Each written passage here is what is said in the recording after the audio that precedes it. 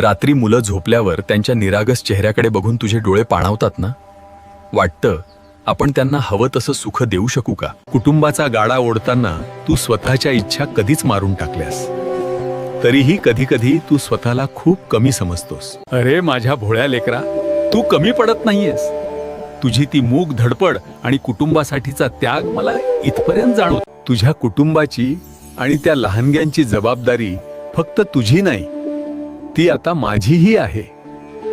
ज्या हातांनी तू प्रामाणिक कष्ट करतोस त्या हातांना मी कधीच थकू देणार नाही. त्यांच्या भविष्याची चिंता तू का करतोस? मीठ भाकर खातानाही तुमच्या घरात जे प्रेम आणि समाधान आहे ते जगातल्या कुठल्याच संपत्तीत नाही बाळा. तुझ्या लेकरांच्या डोक्यावर माझा हात आहे. त्यांचं भविष्य मी स्वतः माझ्या हातांनी उज्ज्वल करणार आहे. त्यामुळे असा उदास बसू नकोस. माझ्या लेकराच्या डोळ्यातले हे अश्रू मला अजिबात बघवत नाहीत. हसता खेळता संसार होईल तुझा.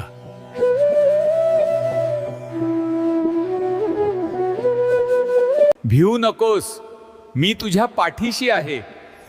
तुझ्या कुटुंबाला मी कधीच वाऱ्यावर सोडणार नाही.